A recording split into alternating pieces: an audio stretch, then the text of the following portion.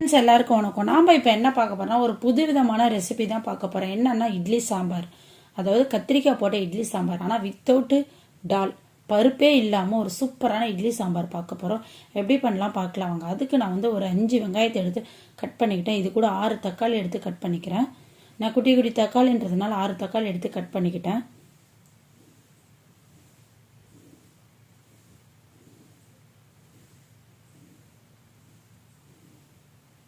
இது கூட பார்த்தீங்கன்னா ஒரு 15 பல்லு பூண்டு எடுத்துக்கிட்டேன்.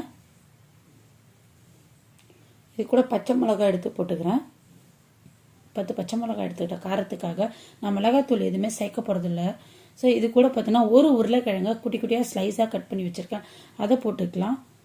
நான் கத்திரிக்காய் சாம்பார் வைக்கிறதுக்காக நான் கிட்டத்தட்ட ஒரு 7-8 கத்திரிக்காயை கட் பண்ணி வச்சுருக்கோம். ஸோ அவ்வளோ கத்திரிக்காயும் சேர்த்துக்கலாம்.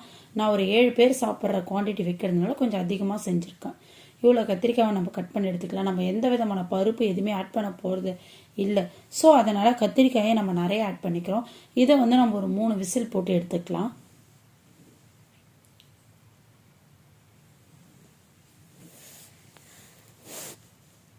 பார்த்திங்கன்னா நம்ம 3 விசில் போட்டு எடுத்துகிறோம். கத்திரிக்காய் நமக்கு நல்லா வெந்து வந்துருச்சு. இப்போ இதை வந்து ஒரு மத்து வச்சு நம்ம கடைஞ்சிக்கலாம். உங்ககிட்ட வந்து நீங்கள் வந்து மேஷர் வச்சுருந்தா அதை வச்சு நீங்கள் கடைஞ்சி எடுத்துக்கலாம்.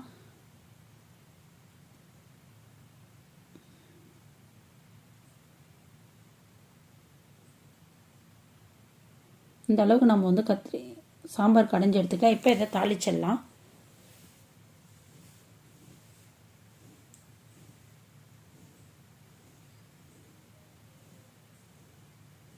இப்போ பார்த்தீங்கன்னா தாளிக்கிறதுக்கு ஒரு கடாயில் எண்ணெய் ஊற்றிக்கலாம்.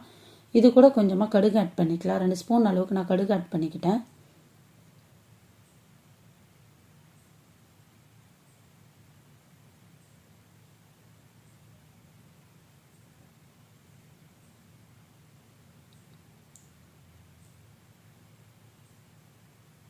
கடுகு நல்லா பொரிஞ்சு வந்துட்டோம்.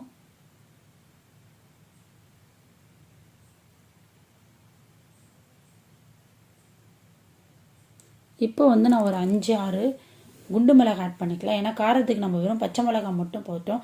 ஸோ அந்த காரம் பத்தாதுன்றதுனால கொஞ்சமாக குண்டு மிளகாய் ஆட் பண்ணிக்கலாம். இது கூட மஞ்சப்பொடி கொஞ்சோண்டு எண்ணெயில் ஆட் பண்ணி நம்ம பண்ணோன்னா இன்னும் கொஞ்சம் கலர் கொடுக்கும். ஸோ எண்ணெயில் ஆட் பண்ணிக்கிட்டேன். இப்போ ஒரு கொத்து கருவேப்பிலை போட்டு நல்லா தாளித்து எடுத்துக்கலாம். இப்போ நம்ம மசிச்சு வச்சுருக்கோம் இல்லையா, அதாவது கடைஞ்சி வச்சுருக்கோம் இல்லையா, கத்திரிக்காய் போட்டு அதில் வந்து நம்ம தாளித்து ஊற்றிக்கலாம்.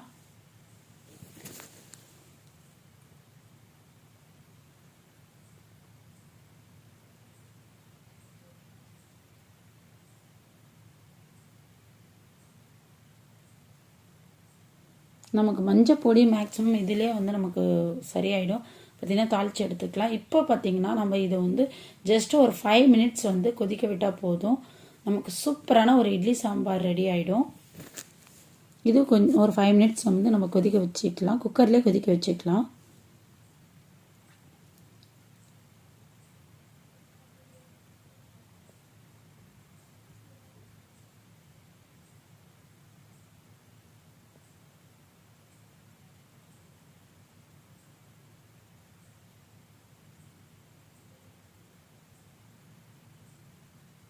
இப்போ இதுக்கு தேவையான அளவு உப்பு போட்டுக்கலாம்.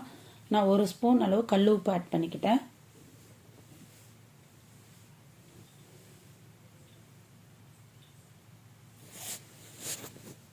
இப்போ பார்த்திங்கன்னா நமக்கு நல்லா கொதிச்சு வருது. இப்போ வந்து கொஞ்சமாக பெருங்காயம் ஆட் பண்ணிக்கலாம். நான் 1/2 ஸ்பூன் அளவுக்கு பெருங்காயம் ஆட் பண்ணியிருக்கேன்.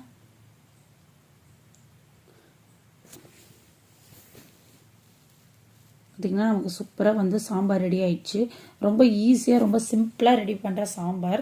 பருப்பு விலையெல்லாம் நமக்கு ஏறிக்கிட்டே போயிடுச்சு. இதுக்கப்புறம் பருப்பு போட்டுலாம் டெய்லி சாம்பார் வச்சு சாப்பிட முடியாது. ஸோ இந்த மாதிரி புதுவிதமான சாம்பாரை ட்ரை பண்ணி பாருங்கள். ரொம்ப நல்லாயிருக்கும், ரொம்ப சூப்பராக இருக்கும். நீங்கள் ட்ரை பண்ணிவிட்டு உங்கள் வீட்டில் ட்ரை பண்ணிவிட்டு எப்படி இருக்குன்னு கண்டிப்பாக கமெண்ட்டில் சொல்லுங்கள். இட்லி, தோசை, சப்பாத்தி, நம்ம ரைஸ் எல்லாத்துக்குமே பார்த்தீங்கன்னா இந்த சாம்பார் ரொம்ப ரொம்ப நல்லாயிருக்கும். வித்தவுட் டாலே இல்லாமல் ஒரு சூப்பரான சாம்பார் நம்மளுக்கு ரெடி ஆயிடுச்சு. இனி பருப்பு விலை ஏறிடுச்சுன்னு கவலைப்படவே தேவையில்லாம். சாம்பார் நம்ம இப்படியும் ரெடி பண்ணி சாப்பிட்லாம். சாப்பாடுக்கு கூட நீங்கள் ரெடி பண்ணி சாப்பிட்லாம். ரொம்ப சூப்பராக ரொம்ப நல்லாயிருக்கும். ஸோ நம்மளோட சேனலை சப்ஸ்கிரைப் பண்ணுங்கள் ஃப்ரெண்ட்ஸ். Bye bye.